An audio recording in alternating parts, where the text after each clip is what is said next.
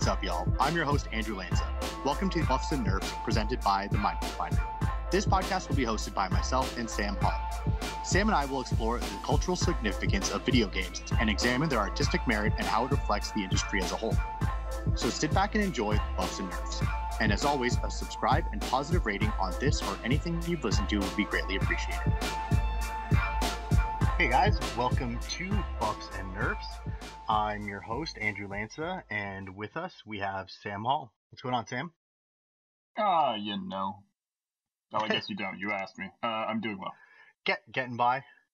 Yeah, you know. So I thought for this episode, for our second episode, we talk a little bit about just kind of our journey growing up through video games. So in the podcast, we've talked about already some of our favorite games growing up, but this is going to be more of looking at it from kind of a console perspective versus PC. Not, we're not going to do we're not going to be doing the console wars or whatever, but Sam grew up playing PC games his whole life pretty much, while I definitely was very much like a console gamer growing up.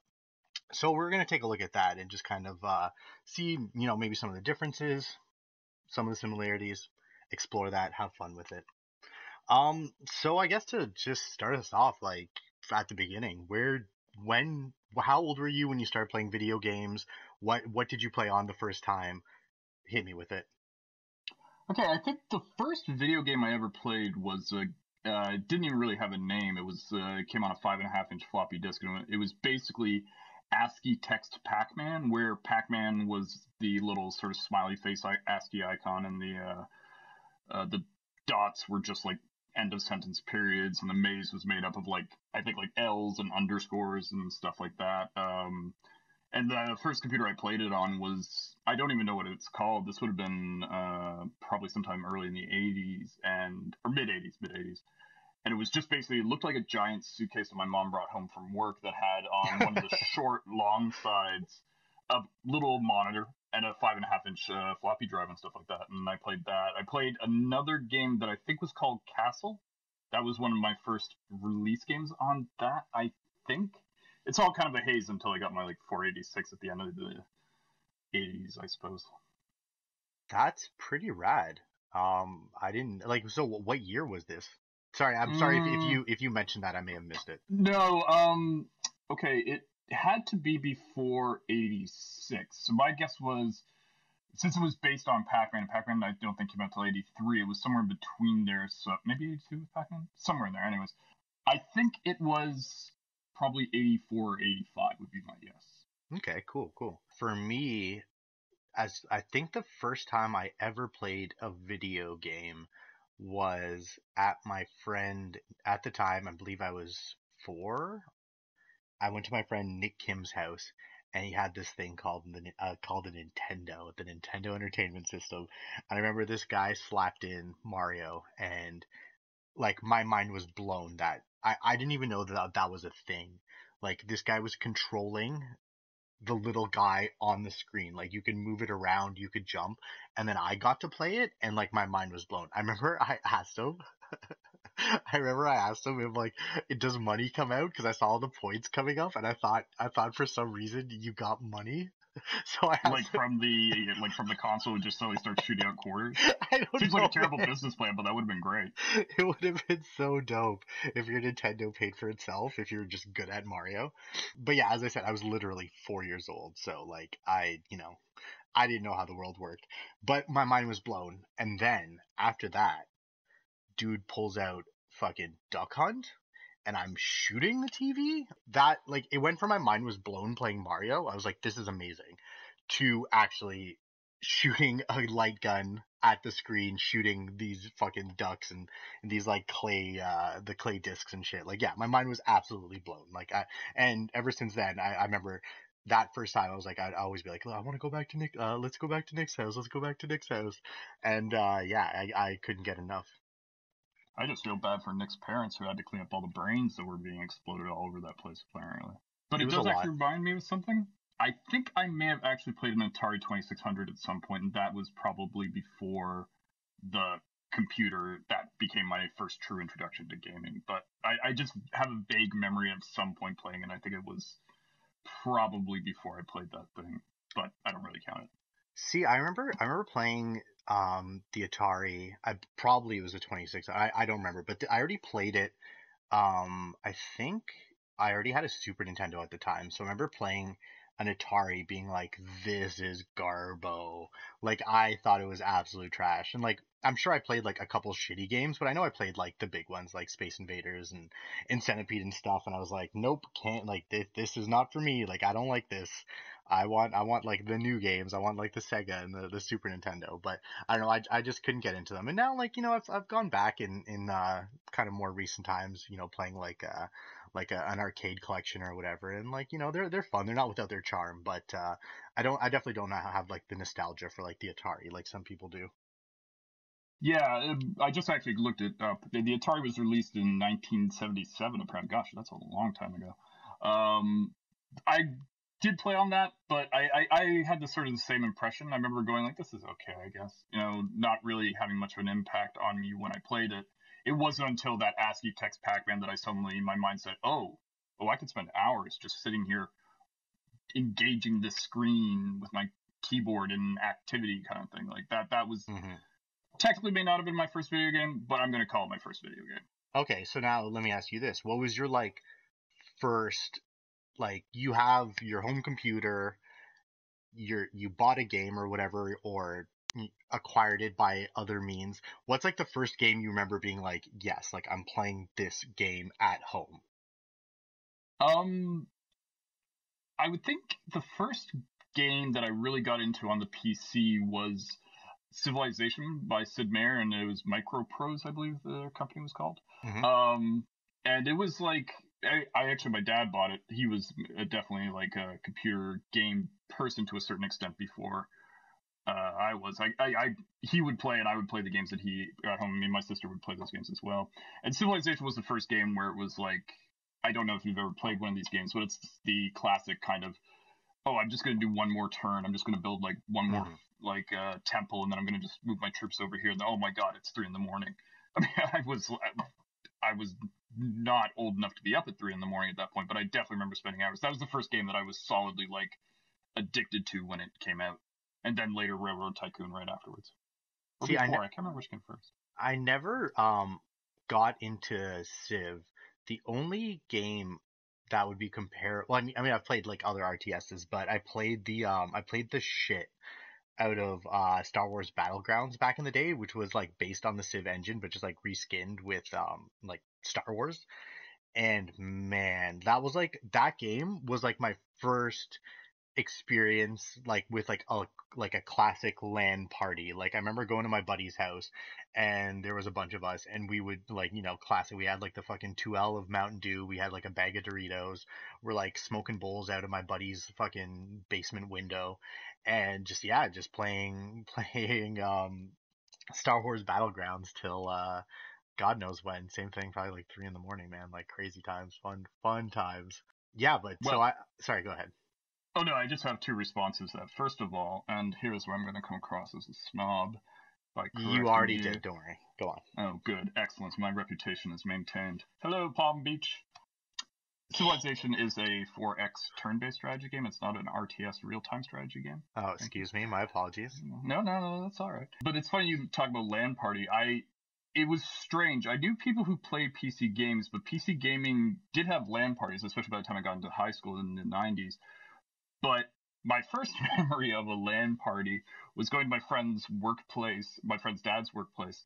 And when we got there, it was like standing around for 45 minutes while they tried to get Doom working on the network, and they couldn't get to work. So Uh, it was heartbreaking. Like I knew I played Doom at home, but I'm like, oh, I get to play Doom with other people. This will be amazing, and it just didn't come to pass. It was the sad day in history. I mean, I'm sure worse things happened that day somewhere in the world, but not to, I'm guessing, like 12-year-old Sam. it's pretty heavy. I would be super let down if there was promise of doom, and then that promise of doom was taken away. I would be yeah. It would be a rough day for little me there. But as far as the first game that I like remember like playing on a home console, I know I've talked about it on the cast before, but I got the Super Nintendo, 1992 Christmas Day, and that was a big fucking deal for me. Like I remember my parents at the time even being like, we know you want a Super Nintendo. I don't know if we can do it this year, blah blah blah. And we like opened all our presents, and they like snuck last one. They had one last big package that they busted out, and it was the SNES. And I remember my dad setting it up the next day, and I just remember the whole time I was like convinced like it wasn't gonna work. Like I'm like, oh, it's not gonna work on our TV. Like I don't know. And then I remember he hooked it up, and then we started like first thing the pack-in game was Super Mario World. Me and my bro kicked back on like Christmas Day, like Christmas morning, playing some Super Mario World. Like couldn't have been happier. I had played it already a little bit at like friends' houses and stuff because it already had been out. Like this SNES had already been out for a few months. But yeah, like just starting your own save file, getting it going. Like I had never like that was my first time being like, all right, this is my guy. You know what I mean? Like this Mario, this save file, like here we go. Like I'm starting this adventure because again, I'd always played games at friends' houses and stuff, but like I never had this save file. You know what I mean? I was always like trying out a game, so like that was definitely a big how to put it. Like, it's like a big milestone, I guess, in like the game in like my gaming life. Well, actually, I have a question for you. So, on the PC, you had save files and you could save multiple saves and stuff like that. So, if Hmm. I was working on a civilization, my dad was working on a civilization, we didn't have to overwrite each other or anything like that. On consoles, how did that work? Like, did you and your brother have one save file you were sharing, or could you also you had your run through Mario World, Super Mario World, or whatever it is, and your brother had his own run? How'd that work? Honestly, it varied game by game for consoles. Some games they had like a battery pack, and you could like save on it, and you would have anywhere from like one save to the game in question, Super Mario World, had I believe three saves. I'm pretty sure. So you could do have like three different files. So I remember I had one, my brother had one, and then we had one together. But as far as that, yeah, sometimes there was a battery save. Sometimes there was like the password save. Like, you'd beat a level like Mega Man style or fucking Yeah, yeah, I know what you're talking Zombies about. Ate My Neighbor, and they give you like a password. And then you like find out all the good passwords. Like, you open up those like game magazines in like Shoppers Drug Mart, and you got your like pad of paper, and you're like writing down cheat codes in fucking Shoppers Drug Mart. Yeah, so I guess, yeah, the biggest thing is I'd probably say those were the two biggest things. Overall, what kind of games would you say were you mentioned RTS, or sorry, what would you call it, four turn 4X strategy games. 4X strategy games? So what would you say you like gravitated towards, like in your youth, on the PC? What were some games that you like really gravitated towards, and were some of your favorites? Well, strategy games were always a favorite of mine. Civilization, the entire Civilization series I've played. I think I missed Civ 4 or something, but that's much later. The Master of Orion series was great. Master of Orion 1 and Master of Orion 2 are fantastic. Master of What Orion what what are 3 is like those? an Excel spreadsheet. Sorry, what? What are those games about? I've never heard of them. Civilization in space, basically. Those are actually no, those were turn-based as well. It's the same concept as Civilization. You start off with a single star system, you colonize that, you build like shipyards and food manufacturing things, and then you expand further and you explore other stars, which isn't really much different than exploring other continents or lands within the Civilization game. But what was neat about that was, especially in Master Orion 2, I think it was there in Master Orion, was prior to that game, it in Civilization, it didn't matter whether you played as the Russians, the Americans, the Mongols, the Chinese, the Indians. The gameplay was exactly the same. What Master Ryan introduced was something that became a staple of later Civilization games, where the alien race you chose had an impact on how you played. Like the Klakon were this race of ant-like creatures that were very good at manufacturing, but I think they weren't good at research or something like that. And then there was a race that was good at Are they kind of like research. Zergs?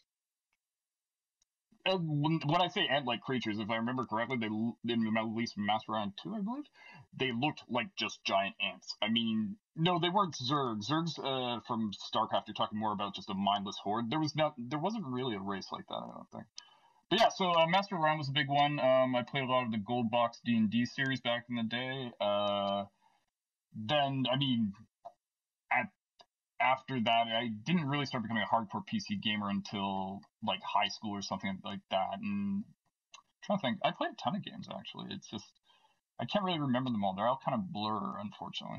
Yes, I can appreciate that. Um, yeah, for me, I don't know. It was always just console games. Like growing up, tons of Super Nintendo games, tons of games. All the popular ones in our household were ones where my brother and I could play at the same time. Like I'm not talking about like Mario. You like he would take a turn, I would take a turn. He would like you know what I mean. So that was fine. But like games like NHL 94, like the NHL Hmm. games for EA, Donkey Kong, sorry, not Donkey Kong, excuse me, Mario Kart.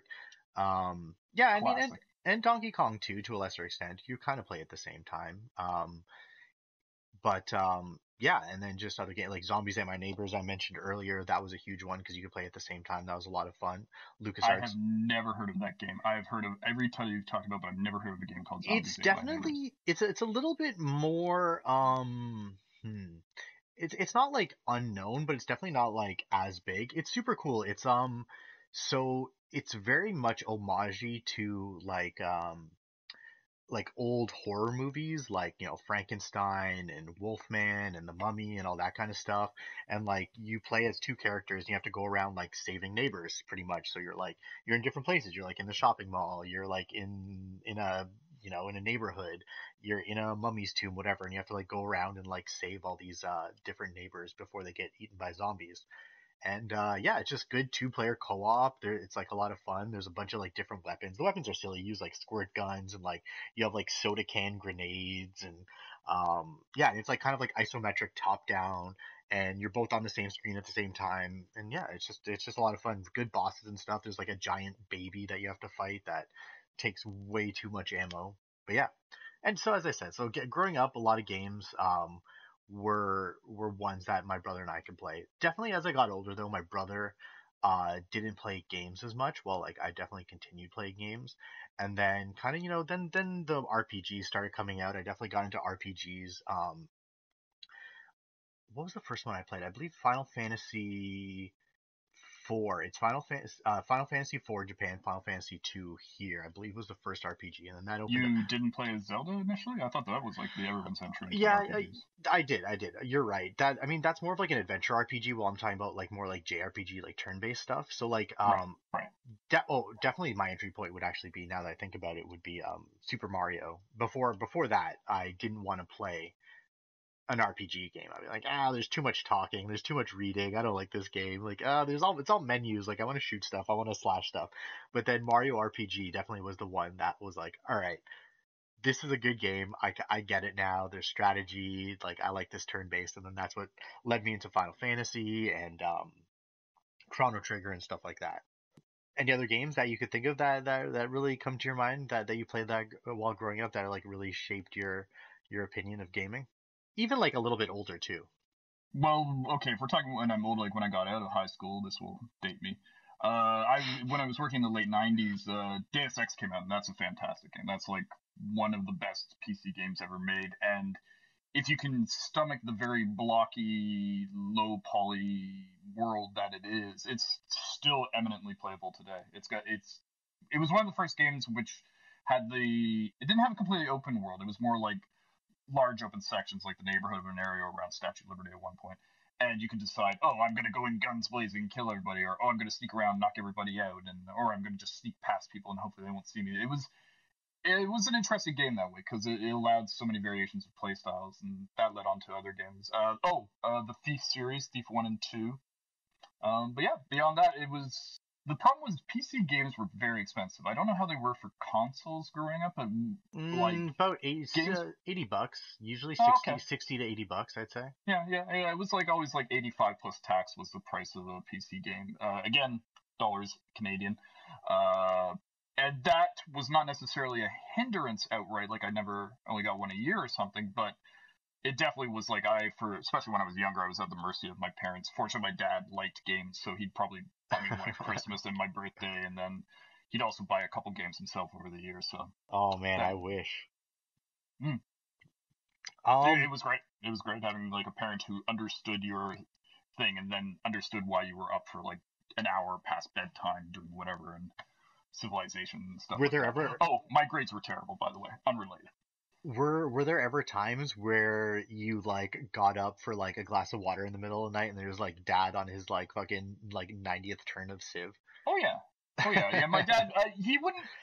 My dad's always been like, this is okay. We're gonna get into my family. My dad's always been kind of like having an afternoon nap, going to bed early kind of guy, wake up early sort of thing. But there were days I remember like coming down at like around 11 or midnight or something like that, and he'd be playing a game or something like that. I don't think he was quite into it to the same extent I was, obviously. He had other interests like cycling and all that kind of stuff. But yeah, no, I definitely remember once in a while seeing him playing in the wee hours kind of thing, especially for Railroad Tycoon. My dad grew up in England, so he was like a huge train spotting fan. Not heroin, the actual like joy of train spotting. Like, ooh, there's an engine 652 Flying Dutchman. Ooh, I can't believe I saw it. Do you Oh, like blimey. would he record that information in like a train spotting book, or is Oh it just yeah. like Oh yeah. He had like a journal. really? One of his. Okay, this podcast is now about video games and Sam's father. I'm okay with that. The one story he tells me is like he was at King's Cross Station in London, and some like super impressive like locomotive or whatever. I can't remember what it was, but he told me like he was just sort of sitting there because what they would do is they'd like take the engine number at the front, just write it down on a book. It was like it's like a bird watching book or something. Yeah, It's yeah, like, yeah. ooh, I saw this, and apparently like the engineer like let him jump onto the engine, then he drove the engine back the length of the platform or something like that, which I guess is like 100 yards or something. Damn. And like that was the highlight of my dad's youth. That's what happens when England is post-war and has not a lot of money to spend on its kids and entertainment. Hey man, that's a great story though. I didn't know that like train spotting was a thing other than like a book slash movie. Oh, you just thought it was like slang for heroin use or something? But I don't know. I don't know. Hmm. I don't know. I honestly I never don't think really I gave would it that know if much my thought. dad hadn't brought it up. Did your father ever play any of the console games? Like, did your parents ever say, "Oh, let me Like check out this Nintendo thing you kids seem to be into"? they like my mom would like hop on Mario once in a while, and I remember like playing with my dad in like Street Fighter or like Mortal Kombat once in a while, but for them it was like a joke. Like they're like, ah haha, like let me try this out. It was never like cool, like I'm Did playing your dad video play games with you. Honda? Did my dad play E Honda? No, he always who did he play? I think he played Chun-Li for the memes. Interesting. Interesting. We're um learning so much about our fathers today. I know Welcome to Video Game and Father Chat with Andrew and Sam. it's nice though. It's like a nice Yeah, little it's great. fireside chat. Mm. All right, I'm gonna shift it back to video games though. Oh, So being a PC gamer, I'm sure a lot of your friends had consoles. Was there ever a game that you were like, fuck, like I really wish I could play that game? Looking at, either commercials or whatever.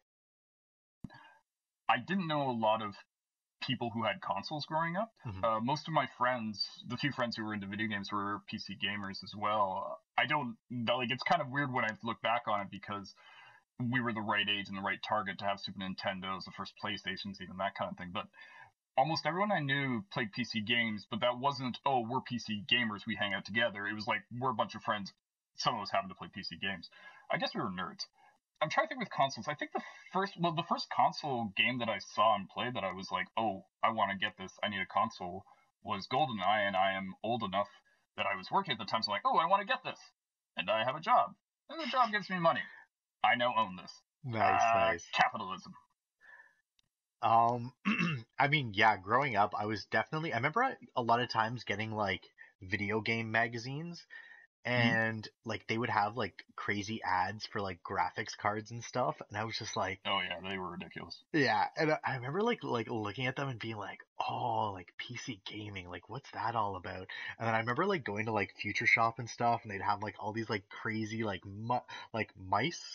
mouses, mice, yeah. I think mice is the plural of mouse, both Yeah. the mammal and the peripheral. Yeah, sorry, they had like all this like crazy shit and like graphics cards, and I remember always just like looking at it with wonder, and then being like those were like where the good games were played. You know what I mean? So like Mm-hmm. that's where I'd always want to play stuff like Doom and like Wolfenstein, um, and like I did get a taste of that at friends' houses. Like I definitely did play like Wolfenstein and Doom and Both stuff like classics. yeah, like Unreal Tournament Yep. and what else? Like oh, I remember going to my one buddy's house. This was already in high school, but like going over there a lot and playing Counter-Strike. He was like the first person who like that I knew that had a specific gaming PC, excuse me. Like it wasn't, oh, it's the family computer. We Yeah. can play games on it. It was Oh, okay, yeah, something. that was like my first friend that I really knew that like had like a specific gaming console. I remember I used to go to his house like all the time when you fucking play Counter Strike, just so much Counter Strike back in the day. But yeah, so like I got like a taste of those games, and I did have a PC. Like I got a PC in like middle school, but it was shit. Like I could still play like Half Life, and I could still play like StarCraft and stuff like that, but like it was like really shitty quality. And what else did I play? Like Command and Conquer, Red Alert and stuff. Like a lot of like I don't know, like Need for Speed. So I did get like a taste of PC gaming, but it was always very much secondary to like our Super Nintendo console. Well, it's funny, your whole experience of seeing those cards and those images going like, oh my god, if I had a Voodoo Graphics 16, this would be the greatest. Yeah. You basically had the PC gamer experience, you just didn't have a PC. That's what it was like for me. My computer was not, I never had like a computer designed for gaming until maybe like 2001 or 2, like the early 2000s. I was using like family computers when in high school and stuff like that. And I think when I moved out of there, my parents gave me the old family computer kind of thing. It was fine, you could play some games, but I had the same experience you did, where you were like, look at the magazines, you're like, oh, these graphics, they're just jumping off the page at me. I I know, can't and they always afford show those this. they show like the Yeah, comparisons and stuff. Yeah, yeah. yeah. It's funny actually. Sorry, I have to touch on one thing because you brought this up. Go ahead, go I ahead. love today when like they show the comparison between like PC and Xbox 3 and well not 360, I guess the Xbox Bone or B1 or whatever it is, and the PS4, and I'm always like, yeah, I guess they're technically different, but this is not really a selling point anymore. That's the thing. Now everybody it's now more about like frames, I'd say. Like Performance, yeah, rather yeah, than fidelity. yeah, it's like now everybody's like, does it do ray tracing? How many frames does it get? Blah blah blah blah blah. And like, having a little bit more resolution on a texture at, 30 yards away is not gonna make a difference. So Yeah. but yeah, no, that's interesting though. But yeah, I mean, it was always this kind of, when I was growing up, I guess, almost like this mystical world of like, ooh, like PC games, like there, that's for the big boys, that's where the big boys play. Is Well, always I would say that's. Oh, sorry. no, no, go ahead, jump in I there. would say that's for the where the rich boys play. Like I definitely like I knew some kids who were wealthier than me and had PC games, and they definitely had systems where like, oh yeah, I'm running this sort of thing. But Yeah, that the that other, guy that guy whose house, sorry, just quickly, that guy whose house I mhm. went to every day to play Counter Strike, who had a gaming PC, definitely well off. But anyway, go on. Well, I would say one of the weird things, well, not weird, but different than console gaming for PC was growing up playing PC, you didn't have that kind of, hey, come on over to my place and we'll play Half Life. It was like, oh, by the way, excellent mention of Half Life. I completely forgot about that, but that was a great game. So much It was fun. sort of, it was sort of like you would be, oh, what games do you have? Can I borrow your copy? Or yeah, I'll loan you this for that kind of thing. And you would Hmm. exchange games, so you'd play one game thing. But you never really had people come over to play a game. Like once in a while, you go over to a friend's house, and you'd say, oh, this is what game you're playing, cool. But you weren't like, okay, let's sit down for 6 hours and hot seat Civilization or something like that. I'm So I'm gonna say that kind of lends almost more to the location of the device. I feel like back in the day, like everybody back in the day, it's like you had the computer room, you know what I mean? It's like, mhm. or like you had like a room, like a part of a room that was like for the computer. Like I don't know. Dining room for me, for some reason, was always in the dining room. Yeah, and it's always kind of just like off to the side, whatever. And it's Yeah. like, you're sitting on chairs. Like if you want to have your friends over, you got to bring over the chairs from the kitchen. And while a console is in the living room, it's more inviting. You got the couches, you got the coffee table, everybody's chilled out. So I don't know why, but I just feel like that kind of comfortability and location in a house kind of lends itself to that discrepancy between the two. Well, I also find that's very true, by the way. Yeah, it was always like the PC was set up like in a corner of the living room if you were lucky, but even then it was on its own desk and chair. But it's also PC games at the time were designed, if you were going to play multiplayer, it was over the burgeoning internet at the earliest. There Hmm. weren't there were hot seat games early before the internet sort of took off in the mid 90s, but it wasn't quite, it was like a console system like the PlayStation and the Super Nintendo and stuff like that.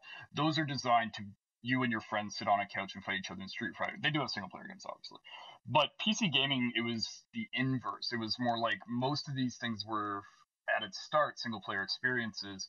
Multiplayer was something of an well, not an afterthought, but an isolated thing. It's like there were very few games that did it. Like Doom did it, Quake did it, and then Unreal Tournament did. And that was sort of, I don't want to say it was it, but that was the big things for multiplayers, and those were mostly you tried to play Hmm. online. Like, just I think the way PC gaming works is it's not designed to have two people sitting at the same keyboard and mouse playing. So Wow, that's definitely in console games. That's like a huge selling yeah, point. that's Like a huge the thing. But couch yeah, co-op is a huge selling point because they know a lot of people. Like I grew up, you have a full family of kids, and what better way to have everybody play together than having that couch co-op. exactly. I know you mentioned GoldenEye, but like, were there any other games that were like kind of must-have games that you really wanted to give a try? Uh, there was the whatchamacallit after GoldenEye for the GameCube, Yeah, Wind Waker. Yep, yeah, Wind beautiful Waker. game. I looked at that and I was like, do I get a GameCube for this? I never did. I never did. But that was definitely a game. I was like, oh, that looks good. That looks interesting. But yeah, I It mean, would have been worth it, man. Buying a GameCube just for Wind Waker would have been worth it, but there's also a ton of good games for GameCube. yeah, Sam was working as a biker at the time. I didn't make the largest amount of money, so might have been worth it, but rent was also worth it. Yeah, that's fair. No, I get that. I enjoy video games, but only slightly less than being homeless. So Yes. I get it. I get it. So growing up, like, did you like? I mean, obviously, I didn't want to make this thing like a fucking console versus PC wars or whatever, console master race, etc. But growing up, what was your opinion of like the other guys of the other console? Like you're kind of like there's this huge like Sega does what Nintendo don't, and like they had the console wars, and then I feel like you guys were just kicking back like, all right, we got the superior product here. Yeah, that's not too far from the truth. Like I said, when I grew up, it was strange. Like, and I know other people my age and sort of same middle class background had the same experience where they did have friends who had tons of consoles, but I never really got exposed much to consoles. And I was aware there were different types. I knew about the Super Nintendo, I knew about the PlayStation 3DO, all these kinds of things, Ooh, the and 3DO. yeah, name dropping. Fancy. I know Uh, that's a name drop and a a half. friend of mine had a 3DO, and I remember it had like one good game on it. I think it was Road Rash or something, but Virtual Fighter, I believe, was on it. possibly. But yeah, no, I didn't.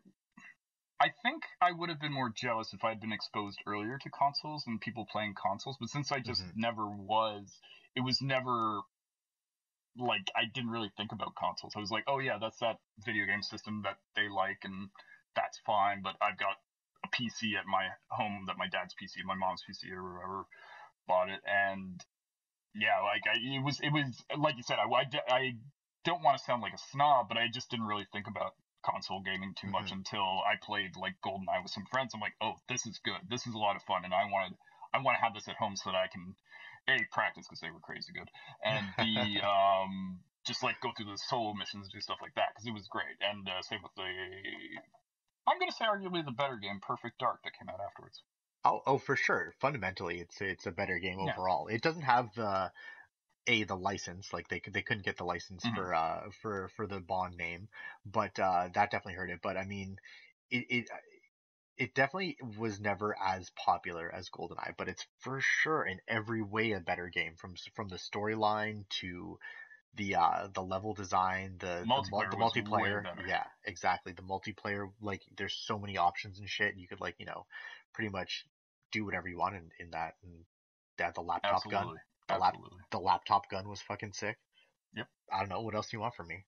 But yeah, as far as PC gaming, like I kind of said it before, where like there was almost like kind of like this like like this unknown. I don't know. I always thought like, oh, like, you know, you got to install games, and like anytime I tried on like my home computer, there'd always be like a fucking issue. There'd be something. I'd have to like do some workaround to get shit working, and it was always like just like a hassle. Like I'm sure if I had a better computer, it would have been a lot more of an easier like plug and play type thing. But I just remember it was always like, yeah, you gotta fucking install shit, and you gotta make sure you have space, and then you gotta like change the settings to make it all low res. While I just love the simplicity of the console back in the day, where it's like I got a new game, I can slap that shit in the top of my Super Nintendo that is already plugged in, and I'm playing. Like, you know what I mean? I didn't have to do anything. I didn't have to install it. I didn't have to like go through some book and like find some word in a paragraph that's the CD key or whatever. There was just a simplicity to it that I loved, and I guess as I said, there was that unknown of the PC that always just kind of irked me a little bit, I guess. But also I knew that's where like the good shit was, and when I did get my hands on like friends PCs that were good, I was always like, yeah, like look at this. Like I remember playing Unreal Tournament back in the day. Um, was it Unreal Tournament? Was it 2001? I guess was around. They released around. Yeah, they released one. I think it was Unreal Tournament 2001, or was it Unreal Tournament 2000? I don't know. It was around the Or year somewhere around 2000. there. That was the second one. That was, like they had an Unreal Tournament that came out, I think, in '90. I want to say like 7, 8, something like that, 2 years before, and then they refined it for Unreal Tournament 2000. Yeah. So I it think. was that one, and I just remember going to my buddy's place and just playing like that game to me. I remember playing that game, and like he had like a decent PC, and I remember playing that game being like, I've never seen graphics this good in my Mm-hmm. entire life. And I like I know everybody always says like first time they saw Zelda they thought that whatever, but I remember looking at it and be like, yeah, like graphics aren't getting much better than this. Like this is this is the best, and like little did I know. So generally now, I know that you have been a little bit more of a PC gamer, but generally now, how do you play your, sorry, a console gamer is what I meant to say, not a PC gamer. How do you play your games now? Mostly on a PC. I switched back to PC gaming probably 2, 3 years ago or something like that. From console gaming almost exclusively for well, over a decade easily. Yeah, I'd say I mostly play on a PC now because we're at the point now where 9 out of 10 AAA titles come out on the PC, and there's also a great back. There's a great big back backlog. No, Yeah, back back catalog. catalog. Yeah, yeah, I A got you. back catalog of games on various things like Steam or Epic or whatever. And tons of And free games. Like you sign up for all these yeah, launchers, and you're getting tons of free games all the time for whatever.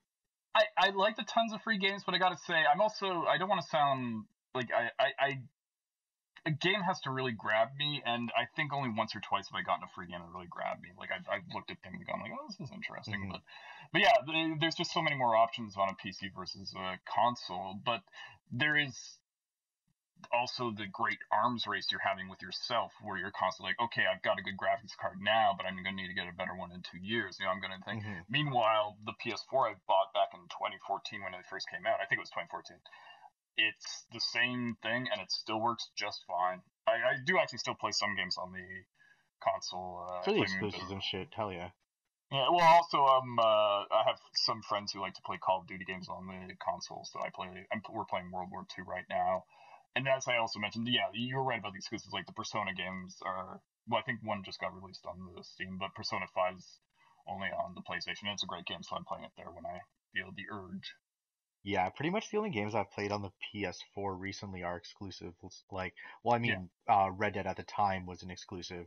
Well, not exclusive, but it wasn't on was it PC. exclusive? I got No, it was on Xbox as well, but I meant like right, not on PC. right. It was Um, consoles. Yeah. yeah, and then Spider-Man, Horizon, um, Last of Us, as I said in the last podcast.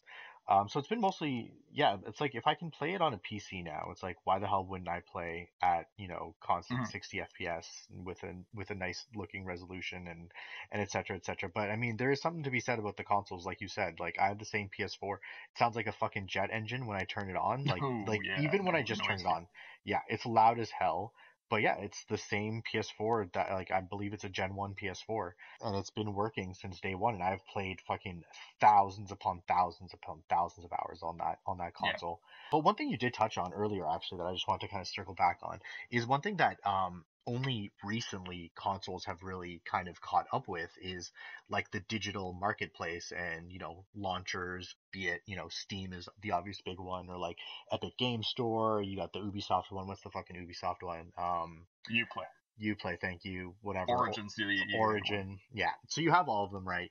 And like the digital distribution model has been there for PC for so long. Like the PC Steam Summer Sale, that's always been a huge thing, a huge thing, bigger in other years, obviously, than it is now.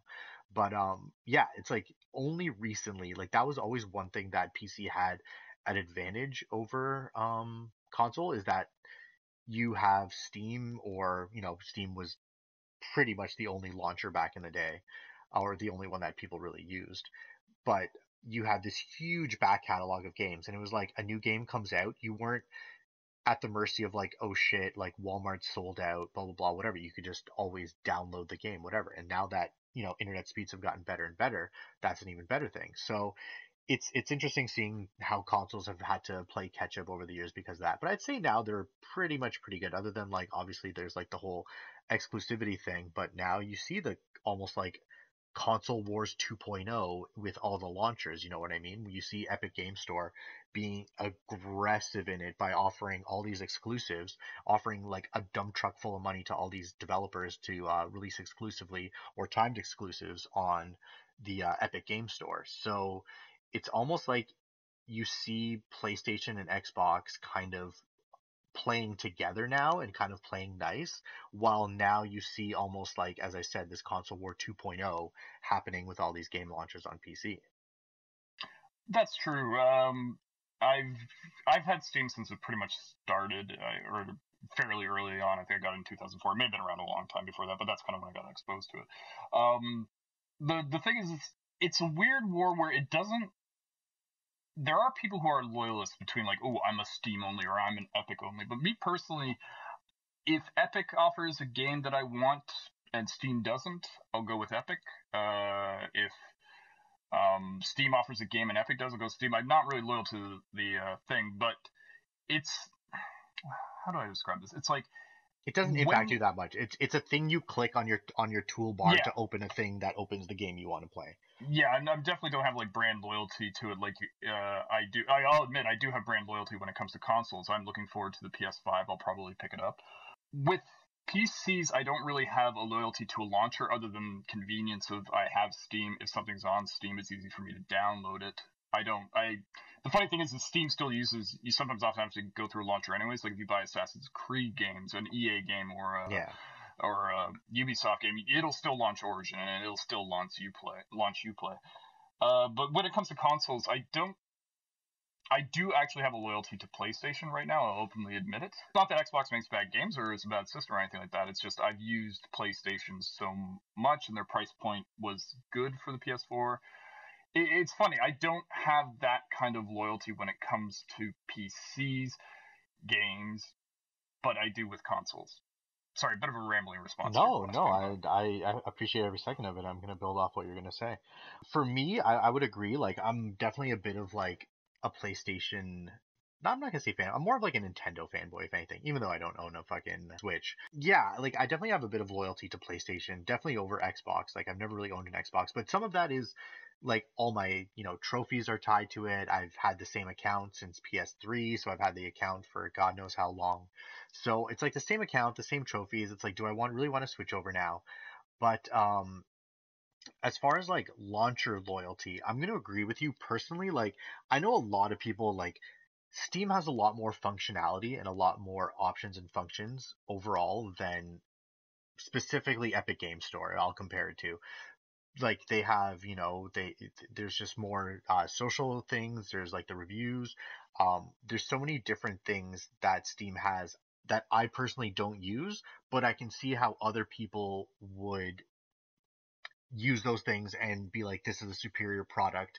Like Steam is a superior product than, or service, I should say, than the other ones, Epic Game Store or whatever. So I can see how some people would. Me personally, I agree with you. It's a thing that I click on my desktop to open the game I want to play. Like I don't really give a shit. Sometimes they give me a free game and I'm like, thanks. While I say that, there are things where you have to be careful where it's like if Epic Game Store keeps offering all these huge exclusivity deals where it's timed exclusives or they're completely exclusive on their platform, you're going to see them take a larger and larger market share. One thing I will give them credit for is they do give a better percentage of the profit to the developer than Steam does. I know it's like a few percentage points more. I think it's like 9 and 12 or something. That could be completely wrong, but it's anyway. I know that Epic does it a little bit better, but I'm just worried that eventually you're gonna see like if this continues, like Epic might have like a monopoly, and then they can do and set prices and do whatever the fuck they want because they're like fuck you, you're coming to us anyway type thing. That's what I'm worried about. Well, I mean, that's the position Steam's been in for at least a decade. It controlled the online purchasing market, especially I would say it That's was true. probably in the That's last true. like 8-10 years that broadband went from fairly common to almost ubiquitous, right? Like I know it's not universal. I know there's still a lot of people who don't have broadband, but when it for the like Epic just showed up and started challenging Steam. So I think in the Aggressively.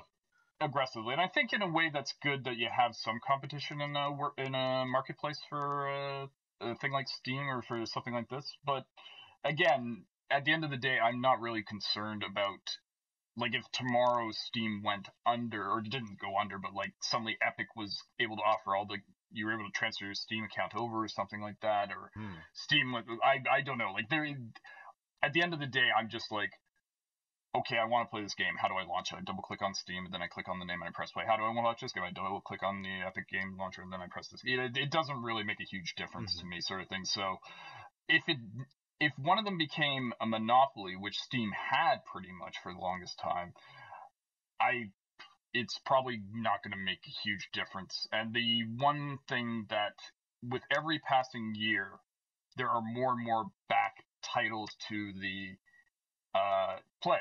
Like there's more games get like thousands of games get released every year. So next year there'll be thousands of games that got released this year that you could look at if you were interested in playing in all kinds of genres and styles or whatever. So I think with PC gaming, unless they somehow shut that off, it's very hard for them to start overcharging, even though they are expensive right now.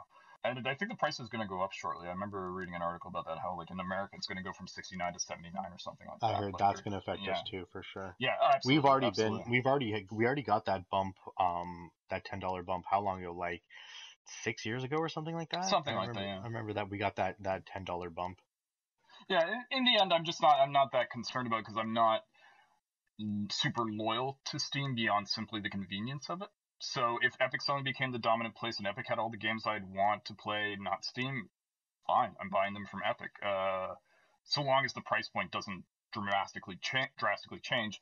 And I have a feeling that wouldn't work because the one thing about the PC gaming community is that they're very if there's a problem or something annoys them, they will You'll jump hear on it. about it. Yeah, so I think the moment Epic started like saying, "Oh, you know what? We're offering the same games as Steam, but we're adding $10 onto the price," like they would go ballistic. Like it's like, "Oh, we're raising instead of like 79.99 for new releases, now going to be 99.99 because we're Epic and we dominated the marketplace." People would get mad. And the other thing is PC gaming has the shadowy, horrible. I do not condone this world of piracy. So if you start charging too much for a game, people will just download it illegally. And Hmm. there's ways to crack get by any DRM or whatever copy protect they have now. So in a way, they like to keep the prices low and they like the convenience of Steam and Epic because it just motivates people who potentially are going to buy a video game to buy a video game instead of pirating it. I mean, if they're talking about like some 10-year-old kid whose parents will let them use a credit card, they're going to pirate the game. You're just not going to be able to stop that.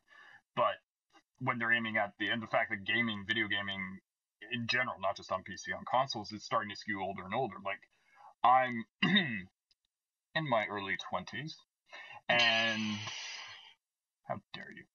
And like at this point, I have a job, I have an income. When I want a game, I just naturally buy it, and I think it's against their interest to make it too expensive or too monopolistic, I guess. Yeah, long story short, I think on PC it could become a new monopoly under Epic. I doubt that strongly, first of all, just because how ingrained Steam is into it. But also if somebody was sort of try and start super squeezing PC gamers, they would just say, okay, we're going to stop buying your games. We're just going to start stealing your games. There's nothing you're going to be able to do about it. You know, it's unlike consoles, which I don't know how easy it is to crack a console or get illegal. Well, actually, you might be able to answer this question. On a console, if you wanted to steal a game, is that easy to do? No, like not since like PS2 really. I feel like PS2s, I remember everybody like PS1s especially, PS2s, like Xbox.